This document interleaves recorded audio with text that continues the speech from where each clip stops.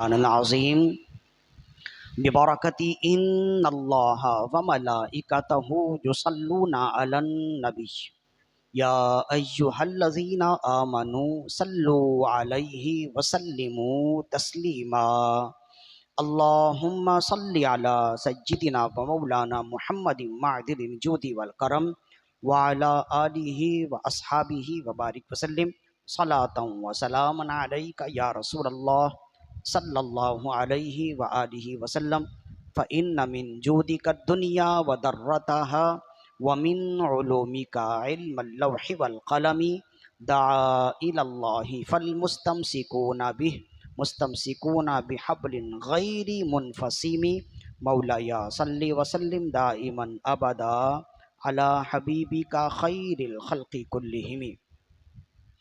حمد و صلات کے بعد خالق کائنات کی عطا سے فقط اس کی دی ہوئی توفیق سے محرم الحرام کے عشرہ اول کی مسلسل 10 نشستوں میں سے ہم آج چوتھی نشست میں موجود ہیں، اور آج کی نشست کا عنوان کیا ہے، موضوع کیا ہے، وہ آپ اچھی طرح جانتے ہیں۔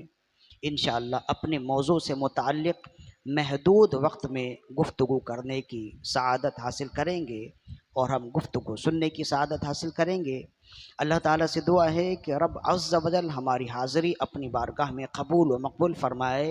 اس پاک گھر کے صدقے و طفیل یہاں جتنے لوگ موجود ہیں، جتنے احباب خواتین و حضرات سن رہے ہیں، جہاں تک آواز جا رہی ہے، اللہ تعالیٰ ہر ایک کے لیے خیر کا معاملہ فرمائے، اور پہلے سال کے پہلے مہینے کے ابتدائی ایام کو جس طرح سے اس نے ہمارے لیے خیر و برکتوں کا باعث رکھا ہے، پورے سال کے لیے ہمیں خیر و برکتوں کے ساتھ رکھے اور ہم پر اپنی رحمتوں کا نزول فرمائے۔ قبل اس کے کہ گفتگو کا آغاز کیا جائے، ایک مرتبہ اپنے آقا و مولا صلی اللہ علیہ وسلم کی بارگاہ میں انتہائی محبت و خلوص کے ساتھ درود و سلام کے نذرانے پیش کیجیے۔ اللہم صلی علی سیدنا و مولانا محمد طب القلوب و دوائها وعافیت الابدان و شفائها ونور الابصار و ضیائها وروح الارواح و غذائها وعلی آلہ و اصحابہ وبارک وسلم صلاۃ و سلام علیک یا رسول اللہ صلی اللہ علیہ وآلہ وسلم۔ آج کا عنوان ظاہر ہے کہ تمام نشستوں کا عنوان تقریباً شخصیات پر ہے، تو آج کا عنوان انتہائی عظیم ہستی اور اسلام کی محسنہ جناب سیدہ خدیجہ بنت خویلد الکبریٰ رضی اللہ عنہا ہیں۔ آپ کا مقام و مرتبہ آج انشاءاللہ ہم بیان کریں گے۔ محرم الحرام کے مہینے میں آپ کا تذکرہ کرنے کا مقصد کیا ہے، اس موضوع کو منتخب کرنے کا مقصد یہ ہے کہ ظاہر ہے کہ جہاں امام حسین کا ذکر ہوگا، آپ کی والدہ کا ذکر ہوگا، اور جہاں آپ کی والدہ کا ذکر ہوگا، والدہ کی والدہ کا بھی ذکر ہوگا۔ تو امام حسین کی والدہ ہیں جناب فاطمۃ الزہرا سلام اللہ علیہا، اور حضرت فاطمۃ الزہرا سلام اللہ علیہا کی والدہ ہیں جناب خدیجۃ الکبریٰ سلام اللہ علیہا۔ تو ان کا بھی بڑا مقام و مرتبہ ہے، اور اہل سنت و جماعت کو اللہ تعالیٰ نے اس مزاج کے مطابق رکھا ہے کہ ہم تمام انبیاء کو ماننے والے، تمام اولیاء کو ماننے والے، تمام صحابہ کو ماننے والے، تمام اہل بیت کو ماننے والے، اور تمام ازواج مطہرات کو ماننے والے۔ ہم چننے والوں میں سے نہیں ہیں کہ سب کی لسٹ ہمارے پاس آئے تو ہم کسی کو گریڈ کریں، کسی کو ڈی گریڈ کریں، العیاذ باللہ۔ ہم چننے والوں میں سے نہیں ہیں۔ ہمارا عقیدہ اتنا واضح ہے کہ ہمیں اپنے عقیدے کے اظہار کے لیے چار دیواری کے اندر چپکے چپکے گفتگو کرنے کی ضرورت نہیں ہے۔ جو چپکے چپکے گفتگو کرتے ہیں نا، ان کے دل میں چور ہوتا ہے، ان کے دل میں کوئی خوف ہے کسی سے بغض و عناد رکھتے ہیں. ظاہر ہے کہ کوئی کسی سے بغض و عناد رکھتا ہے تو چپ کے گفتگو کرتا ہے نا.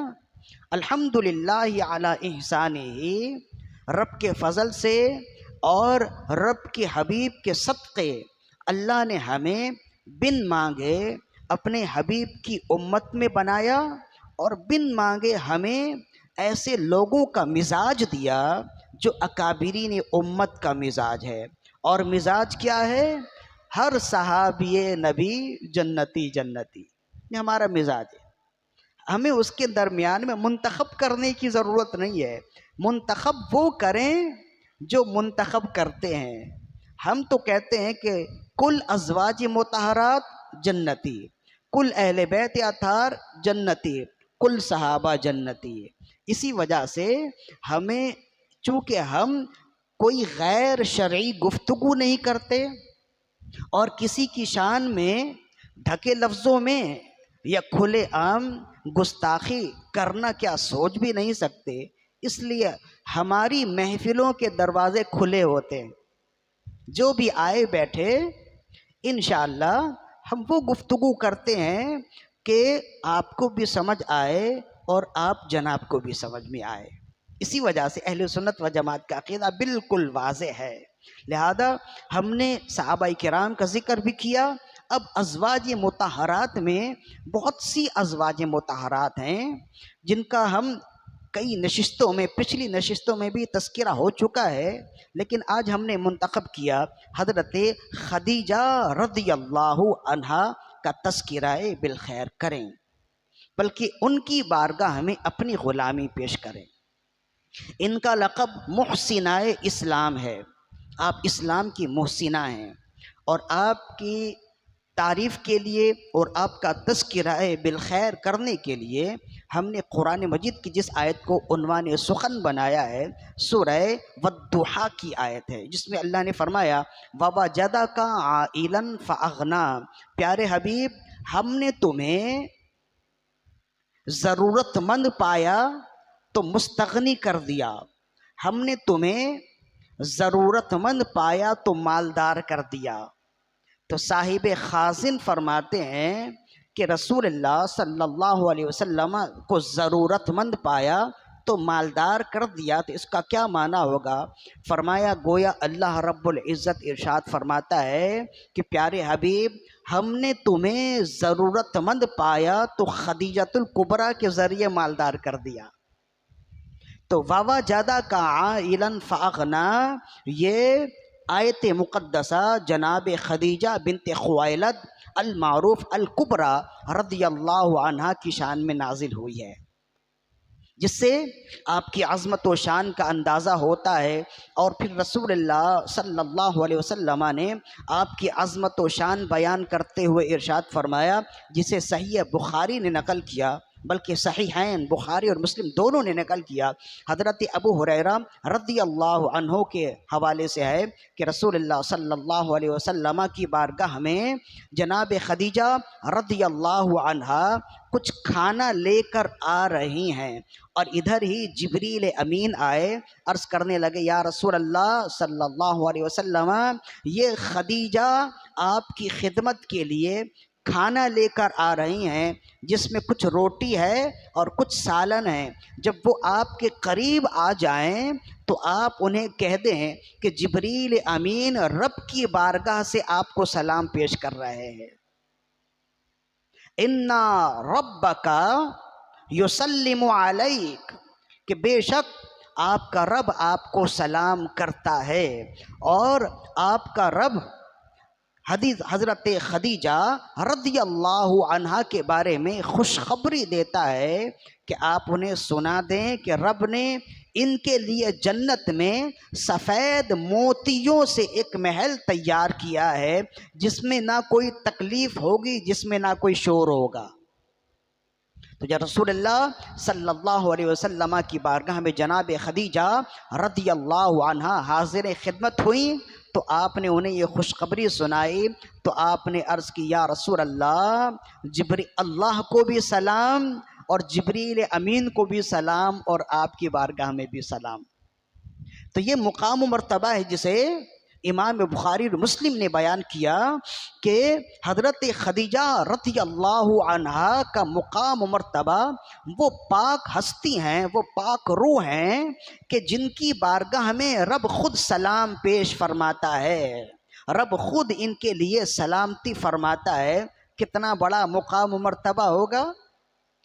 ایک حدیث، دوسری حدیث جسے امام احمد نے مسند میں نقل کیا، رسول اللہ صلی اللہ علیہ وسلم نے ارشاد فرمایا، جنت میں جانے والے مرد بھی بہت ہیں، عورتیں بھی بہت ہیں، کثیر تعداد ہے مسلمانوں کی اور کثیر تعداد ہے عورتوں کی جو جنتی ہیں۔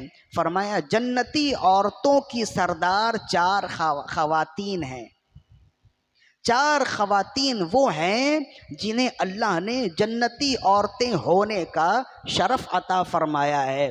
فرمائے سب سے پہلے خدیجۃ الکبریٰ رضی اللہ عنہا، اس کے بعد فاطمۃ الزہرا سلام اللہ علیہا، اس کے بعد فرعون کی بیوی آسیہ، اور اس کے بعد حضرت موسیٰ فرعون کی بیوی آسیہ، اور اس کے بعد حضرت موسیٰ علی نبینا وعلیہ الصلوۃ والسلام کی بہن اختہ فرعون۔ ان چار خواتین کو رسول اللہ صلی اللہ علیہ وسلم نے فرمایا یہ جنتی عورتوں کی سردار ہیں۔ حضرت خدیجۃ الکبریٰ سلام اللہ علیہا ایک، حضرت فاطمۃ الزہرا سلام اللہ علیہا 2، مریم بنت عمران جناب مریم سلام اللہ علیہا، حضرت عیسیٰ علی نبینا علیہ الصلوۃ والسلام کی والدہ 3، اور چوتھی ہیں فرعون کی بیوی آسیہ، یہ مسلمان تھی اور فرعون نے ایمان لانے کی وجہ سے انہیں شہید کر دیا تھا، جن کا ذکر 28ویں پارے کے بالکل آخر میں ہے، سورہ تحریم کے آخر میں ان کا ذکر آتا ہے۔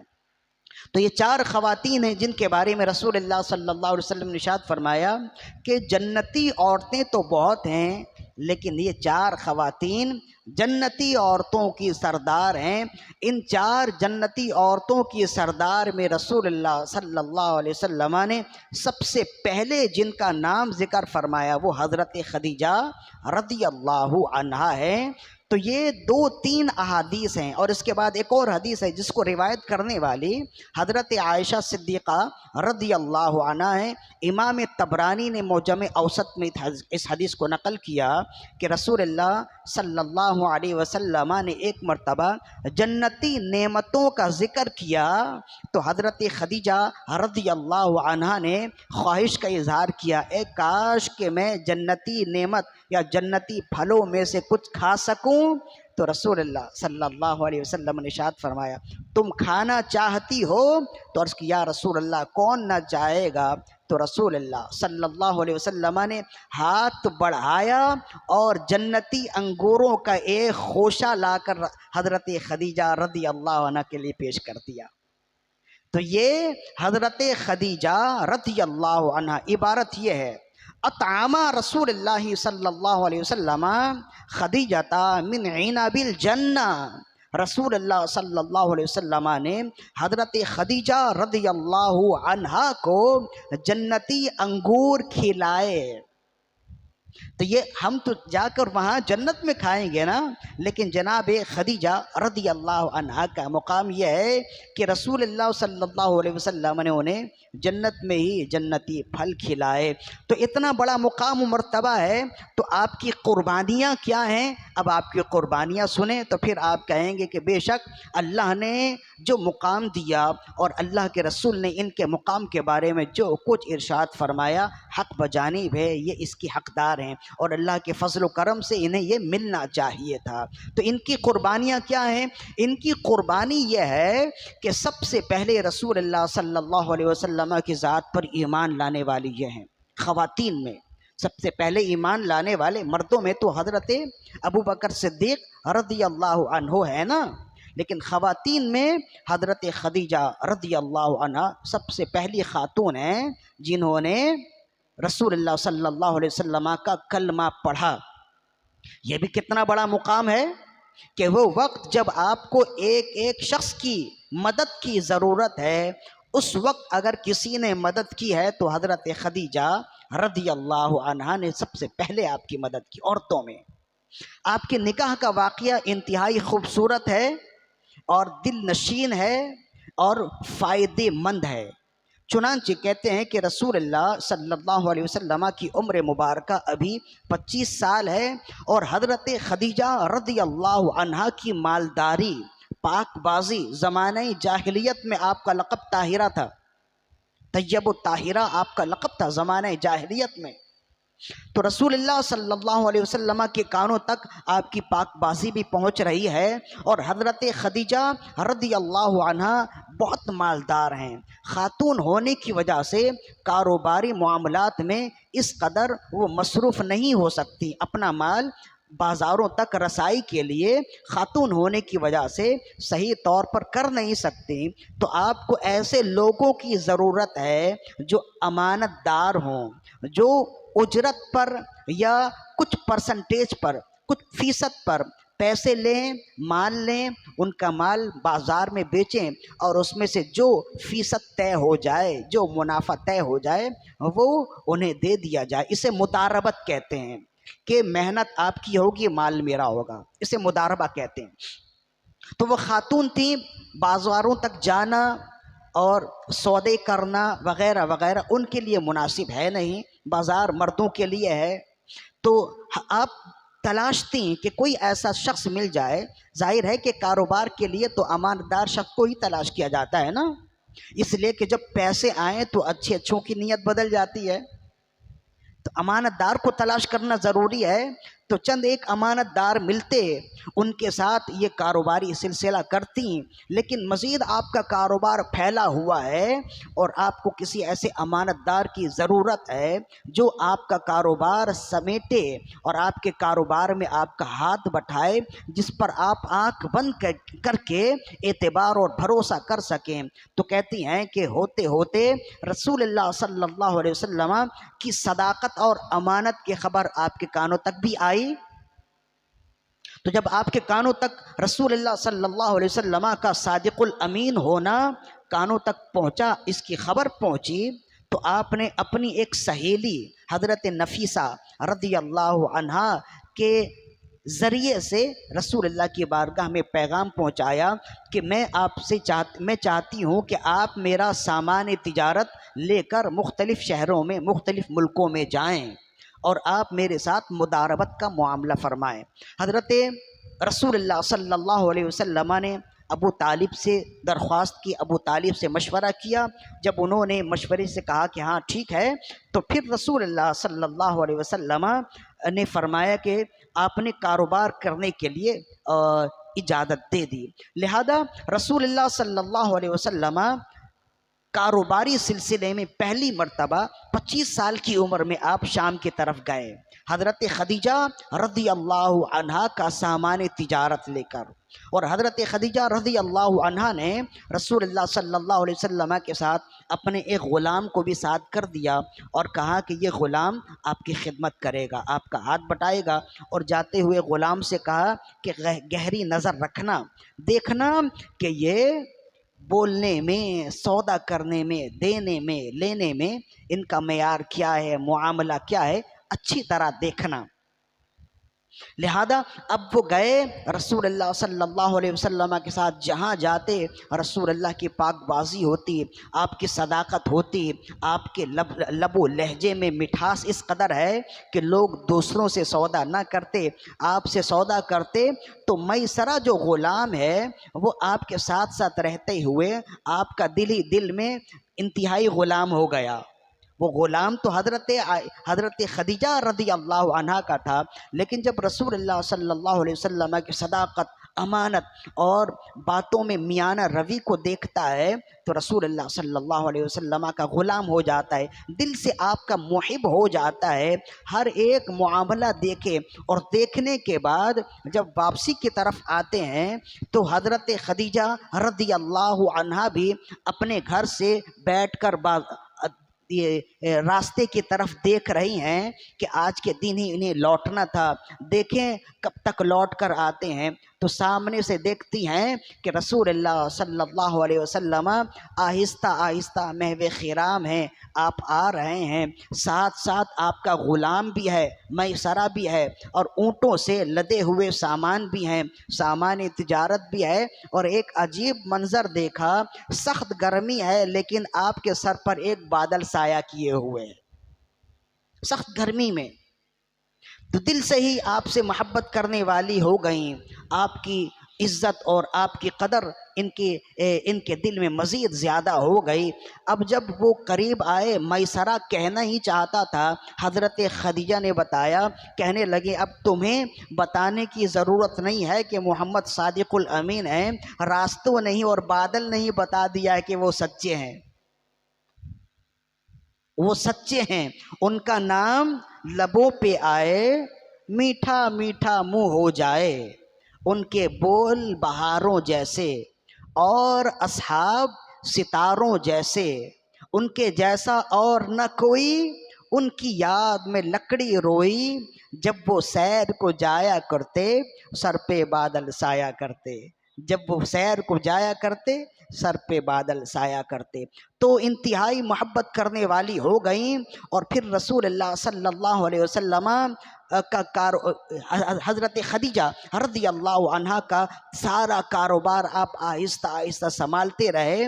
ایک وقت آیا کہ حضرت خدیجہ رضی اللہ عنہا نے یہ محسوس کیا کہ مجھ سے رسول اللہ صلی اللہ علیہ وسلم سے نکاح کر لینا چاہیے، لہذا اب یہ بات ہے، ظاہر ہے کہ کچھ ادب ہے، کچھ ذہن میں عجیب سی باتیں ہیں، خود تو کہنا مشکل ہے، کچھ حیا بھی دامن گیر ہے، تو اپنی سہیلی کو بھیجا کہ جا کر کہو کہ رسول اللہ صلی اللہ علیہ وسلم سے جا کر میری جانب سے نکاح کا پیغام دو۔ تو رسول کریم رؤوف الرحیم علیہ افضل الصلاۃ و تسلیم نے جب جناب خدیجہ رضی اللہ عنہا کی جانب سے نکاح کا پیغام وصول کیا، آپ نے بھی اقرار کر لیا۔ لہذا جب دونوں جانب سے اقرار ہو گئے تو حضرت خدیجہ رضی اللہ عنہا کے گھر میں نکاح کی تقریب ہوئی، جس میں خاص خاص مہمان کون ہیں؟ رسول اللہ صلی اللہ علیہ وسلم ہیں، حضرت ابو طالب ہیں، رسول اللہ صلی اللہ علیہ وسلم کے یار غار ہیں، حضرت ابو بکر صدیق رضی اللہ عنہ ہیں، اور خاص خاص احباب ہیں، حضرت حمزہ ہیں، یہ خاص خاص احباب ہیں۔ حضرت خدیجہ رضی اللہ عنہا کی طرف سے آپ کے چاچا ہیں ورقہ ابن نوفل ہیں، اور آپ کے چاچا ہیں عمر بن اسد ہیں، یہ ہیں۔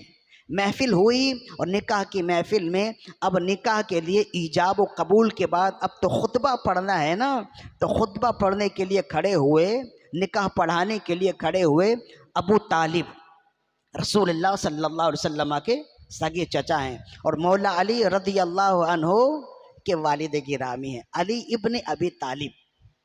تو ابو طالب کھڑے ہوئے، انہوں نے خطبہ دیا، خطبہ انتہائی خوبصورت اور شاندار خطبہ ہے، اور عربی لہجوں کا شاہکار ہے، اس میں ہے سب تعریف اللہ کے لیے ہے جس نے ہمیں اولاد ابراہیم اور اولاد اسماعیل سے منتخب فرمایا، اور اولاد ابراہیم میں ہمیں اس قوم میں منتخب فرمایا جو پورے عرب میں سب سے شاندار ہیں، سب سے عزت والے ہیں، اور میرا بیٹا یہ محمد یہ بے مثل و بے مثال ہے، اس کی کوئی مثال نہیں ہے، نہ خوبصورتی میں، نہ طاقت میں، نہ خاندانی وجاہت میں، اس کی کوئی مثال نہیں ہے۔ ہاں ایک چیز ہے کہ اس کے پاس مال نہیں ہے، لیکن غم کی بات نہیں ہے، مال تو ڈھلتی چھاؤں کی طرح ہے، آج اس کے پاس ہے تو کل اس کے پاس ہے، لیکن جو میرے بیٹے کے پاس ہے وہ کبھی ختم ہونے والا نہیں ہے۔ یہ خطبہ پڑھا،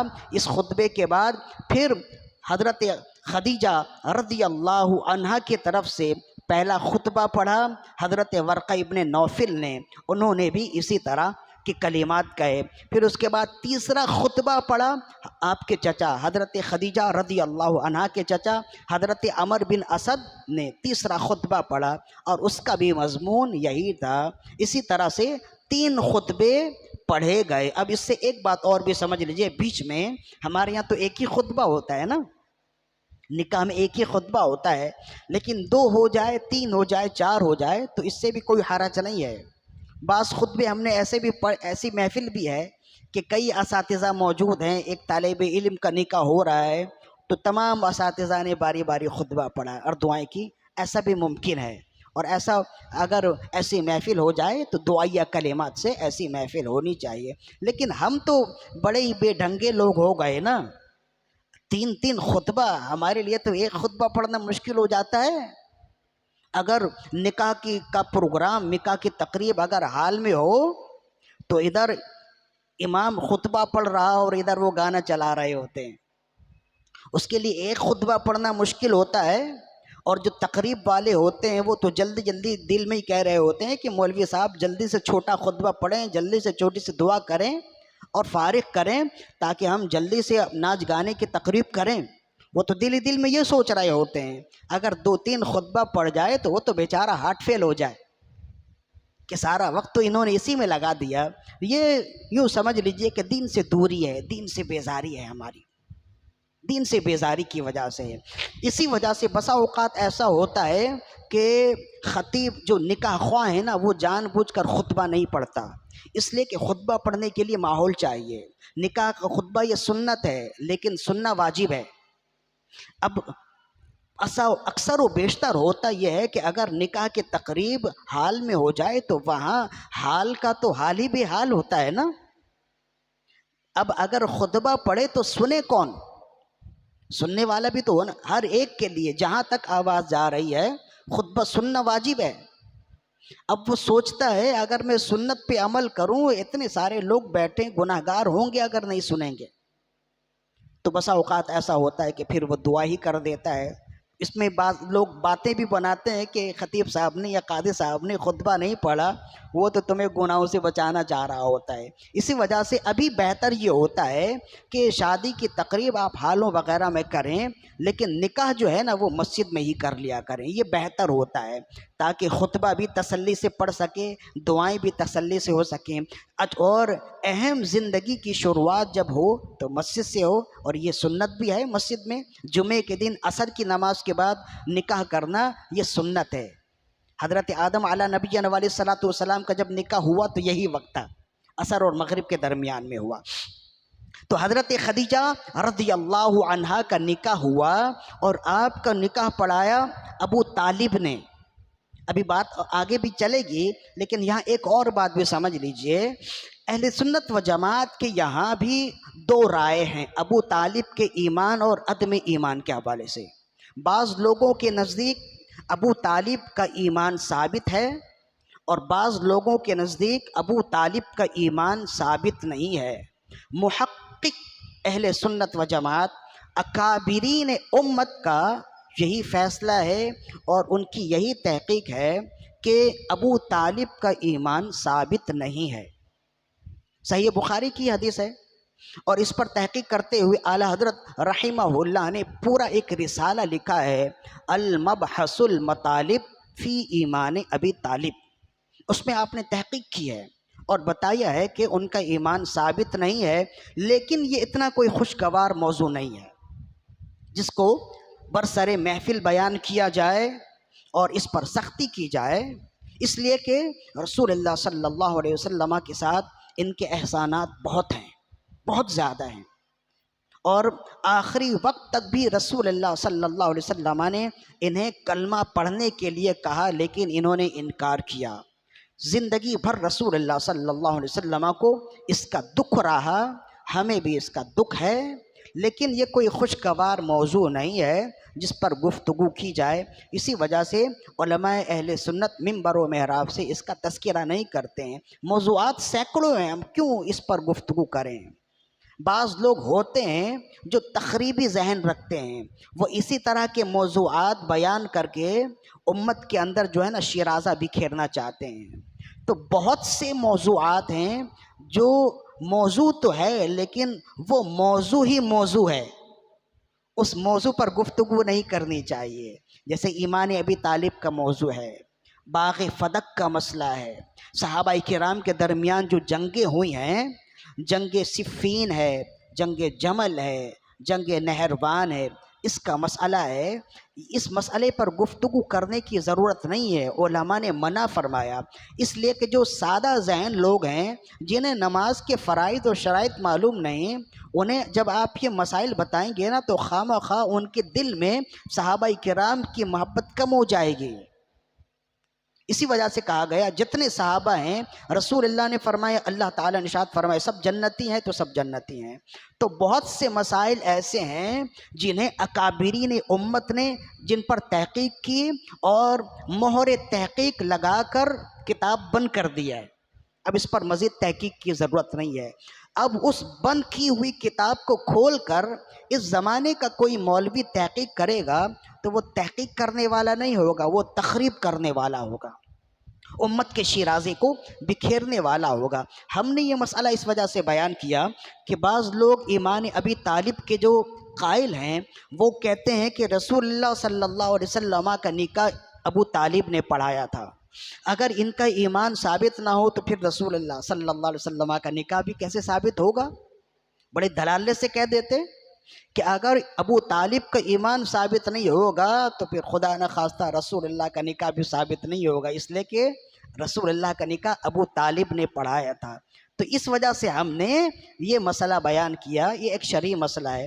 تو اس کا جواب یہ ہے کہ ہمیں بھی دکھ ہے ابو طالب کے ایمان نہ لانے پر، اور یہ کوئی مسئلہ خوشگوار موضوع بھی نہیں ہے، لیکن ابو طالب کے ایمان نہ لانے کے باوجود ان کا رسول اللہ کا نکاح پڑھا دینا، اس سے رسول اللہ کے نکاح میں کوئی فرق نہیں آئے گا۔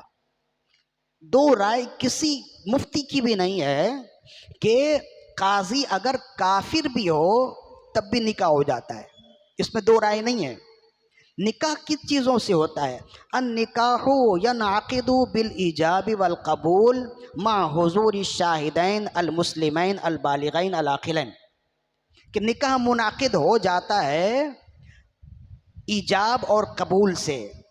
لڑکا کہے میں نے، لڑکی کہے یا لڑکی کی طرف سے کہے کہ میں نے تمہارے عقد میں دیا، اور لڑکا کہے میں نے اسے اپنے عقد میں قبول کیا، اسے کہتے ہیں ایجاب و قبول۔ دونوں میں سے کسی کی طرف سے ایجاب و قبول ہو سکتا ہے۔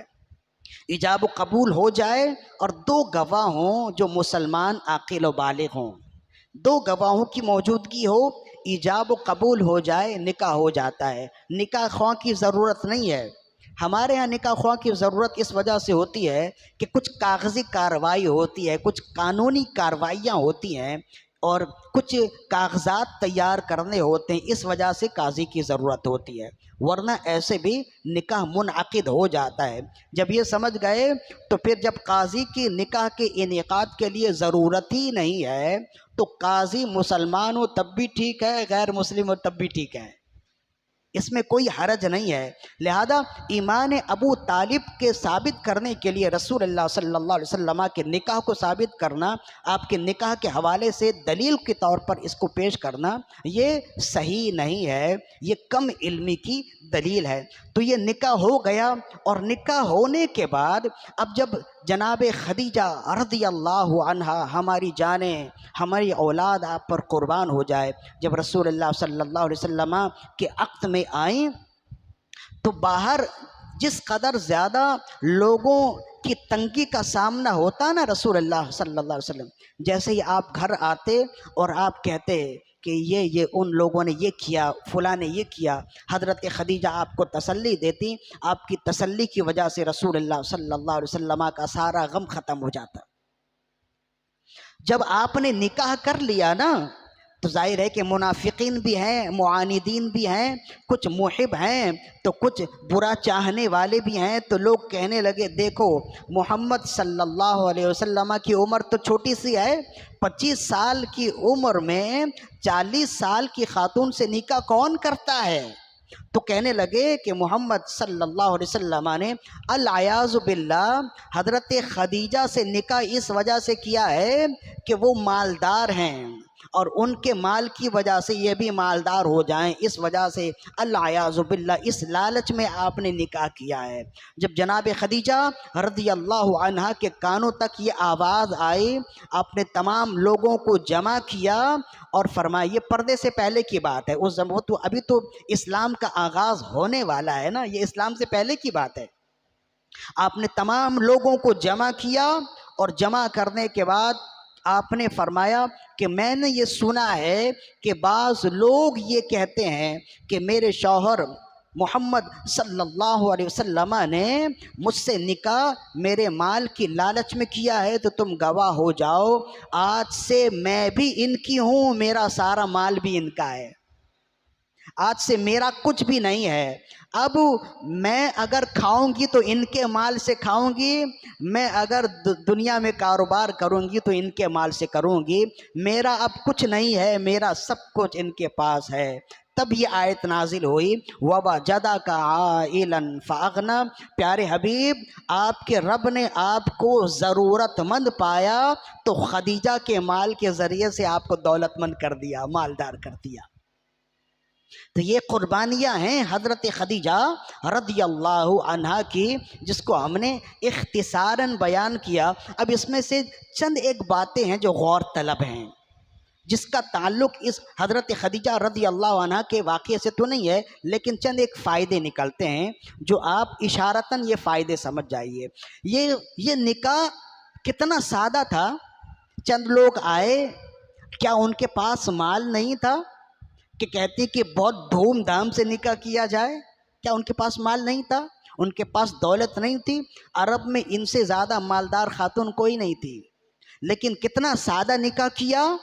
اسی وجہ سے رسول اللہ صلی اللہ علیہ وسلم نے ارشاد فرمایا کہ اعظم النکاح برکتاً ایسرها معونتاً، فرمایا سب سے بڑھ کر بابرکت نکاح وہ ہے جس میں آسانیاں زیادہ ہوں، جس میں سادگی زیادہ ہو۔ ہمارے ہاں نکاح میں اتنا خرچ کر دیتے ہیں کہ نکاح کے بعد بیٹی والے تو 4-5 سال تک اٹھ نہیں سکتے، اتنا قرضہ چڑھ جاتا ہے۔ تو یہ سب کچھ ہم نے خود ہی کیا ہے نا۔ اسلام کی تعلیم تو یہ ہے جو ہم نے بیان کر دیا۔ چند احباب آئے اور سادگی سے نکاح ہو گیا۔ یوں سمجھ لیجئے کہ حضرت خدیجہ رضی اللہ عنہا کے نکاح میں اتنی رقم بھی نہیں لگی جتنی رقم ہمارے ہاں کے شادی میں آتش بازی میں لگا دی جاتی ہے، اتنی رقم بھی نہیں لگی۔ تو کس قدر سادگی سے آپ نے نکاح کیا۔ سب سے پہلا اس سے ہمیں درس ملا، ہمیں اس سے فائدہ ملا کہ اگر زندگی میں آسانی چاہتے ہیں نکاحوں میں سادگی لائیے۔ ہمارے ہاں یہ جو افراتفری ہے نا، اس کی ایک بہت بڑی وجہ ہے کہ اب گناہ کے کام انتہائی آسان ہو گئے اور نیکی کے کام انتہائی مشکل ہو گئے۔ قضائے شہوت کے لیے جو صحیح شریعت نے راستہ بتایا وہ ہم نے اتنا مشکل کر دیا ہے کہ صرف نکاح کے لیے سوچے ہی تو بندہ سوچنے پر مجبور ہو جاتا ہے کہ اتنی رقم کہاں سے لائیں۔ 600 بندوں کی دعوت کریں، بھئی آپ کو کس نے یہ کہا ہے کہ 600 بندوں کی آپ دعوت کریں گے جب ہی آپ کا نکاح ہوگا؟ اللہ نے آپ کو جتنی رقم دی ہے اتنی ہی پر اکتفا کریں نا۔ بارات کی شریعت میں کوئی حیثیت ہی نہیں ہے، باراتیوں کے کھانے کی کوئی حیثیت نہیں ہے، وہ تو ہم نے خود ہی بنا لی ہے۔ شادی کا کھانا وہ ولیمہ ہے جس کے بارے میں رسول اللہ نے فرمایا اولم ولو بشاتہم، ولیمہ کرو اگرچہ ایک بکری کے ساتھ ہی کیوں نہ ہو۔ ولیمہ یہ سنت ہے۔ شادی میں جو باراتی جاتے ہیں نا بسیں بھر بھر کے، اس کی شریعت میں کوئی حقیقت نہیں ہے۔ یہ حرام تو نہیں کہیں گے، ظاہر ہے کہ دعوت ہے، لیکن شرعی حیثیت کچھ بھی نہیں ہے۔ جب شرعی حیثیت کچھ بھی نہیں ہے تو یہ آپ نے خود ہی بنایا نا۔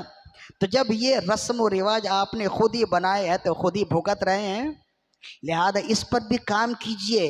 ہم نے اس حوالے سے بڑی گفتگو کی ہے، مسلسل 6 نشستوں میں، مسلسل 6 جمعے میں میری گفتگو ہے اس پر، اور بہت ساری باتیں ہیں جو کام کی ہیں۔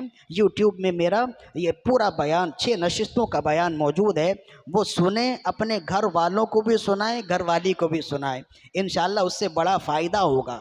حضرت خدیجہ رضی اللہ عنہا کی زندگی سے ہمیں یہ پیغام ملتا ہے نا، تو جب آپ کی زندگی سے ہمیں پیغام ملتا ہے، جب ہم کہتے ہیں کہ ان کی زندگی ہمارے لیے مشعل راہ ہے، تو عمل کرو نا۔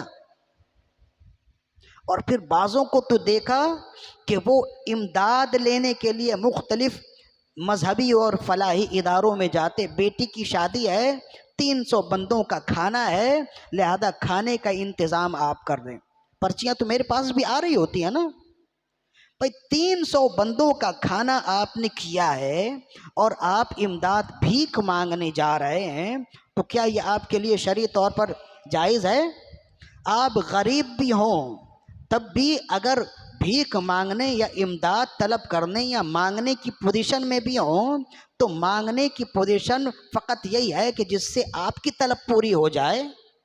300 بندوں کے کھانے کرنے کا آپ کو کس نے حکم دیا ہے؟ کس نے مجبور کیا ہے؟ لہذا ایسا ہے تو پھر یہ ہے بھی گناہ کا کام۔ ہمارے ہاں جو شادی کی تقریب ہوتی ہے نا، صحیح کہہ لیں 2 لفظوں میں تو یہ خرافات کا مجموعہ ہے۔ اس میں اللہ اس کے رسول کو راضی کرنے کا اتنا اہتمام نہیں ہوتا۔ ذرا سا سن تو لیں نا، یہ جب شادی کی تقریب ہو نا، بیٹے کی شادی ہے، بیٹی کی شادی ہے، بھئی بیٹی کی شادی ہے تو کوئی ناراض نہ ہو، لڑکے کے باپ کو بھی راضی کیا جائے، جوڑے دیے جائیں، جو بھی ضرورت کی چیز ہے، تحفے تحائف دیے جائیں، ماں کو بھی راضی کیا جائے، بہنیں ہیں انہیں بھی راضی کیا جائے، بھائی ہیں انہیں بھی خوش کیا جائے، حتیٰ کہ گھر میں اگر نوکرانی ہے یا نوکر ہے نا، تو انہیں بھی خوش کریں۔ کیوں کہ بیٹی کی شادی ہے، بیٹے کی شادی ہے۔ سوال یہ ہے کہ تم نے سب کو خوش کرنے کے لیے انتظام کر لیا، اللہ اس کے رسول کو خوش کرنے کے لیے بھی کچھ کیا ہے کہ نہیں؟ اللہ اس کے رسول کو راضی کرنے کے لیے بھی کوئی عمل کیا ہے کہ نہیں؟ تو یہی وجہ ہے اللہ ہر ایک کا گھر آباد رکھے، لیکن شادی کے شروع میں ہی ہم اللہ اس کے رسول کو اتنا ناراض کر دیتے ہیں کہ پھر شادی زیادہ عرصے تک چلتی نہیں ہے۔ اور بھی بہت سے وجوہات ہیں، اس میں سے ایک بہت بڑی وجہ یہ ہے، اول تو شادی ہو کی نہیں، اور اگر ہو بھی جائے تو پھر شوہر اور بیوی کے ذہن کے درمیان میں ہم آہنگی نہیں ہوتی۔ جیسے گھر میں آئیں تو ایک دوسرے کو کاٹنے کو دوڑ رہے ہوتے ہیں، اگر ہم آہنگی ہو بھی گئی تو اولاد نہیں ہوتی۔ اولاد کے حصول کے لیے تعویذوں کے پیچھے جائیں، مختلف ڈاکٹروں کو دکھائیں، طبیبوں کو دکھائیں، یہ سب بے برکتی ہے نا۔ اب پھر اولاد ہو بھی جائے تو اولاد نافرمان ہو جاتی ہے، اس کی وجہ یہ پوری زندگی بے ترتیب ہو جاتی ہے۔ اس کی وجہ یہ ہے کہ اس کام کی شروعات اللہ اس کے رسول کو ناراض کر کے ہوا ہے۔ جس کام کی شروعات اللہ اس کے رسول کو ناراض کر کے ہو، اس کام میں برکت نہیں ہوتی ہے۔ لہذا تھوڑی سی ہمت کیجئے، اس طرف بھی جائیے تو انشاءاللہ اس سے بڑی برکتیں ملیں گی۔ حضرت خدیجہ رضی اللہ عنہا کی زندگی سے ہمیں مزید اور بھی مزید اسباق ملتے ہیں۔ وقت ختم ہو گیا ہے، انشاءاللہ اس حوالے سے مزید آگے بھی نشستیں ہیں، موضوع اگر اس طرف آیا تو مزید اور بھی بہت ساری باتیں ہیں، وہ بھی انشاءاللہ ہم اپنی گفتگو کا حصہ بنائیں گے۔ اللہ تعالیٰ سے دعا ہے کہ مولا تعالیٰ ہماری آج کی حاضری اپنی بارگاہ میں قبول و مقبول فرمائے۔ حضرت خدیجہ رضی اللہ تعالیٰ عنہ کے فیضان سے ہمارے گھروں کو، ہمارے قلوب کو مستفیض اور مستنیر فرمائے۔ وما علینا الا البلاغ المبین۔ الحمد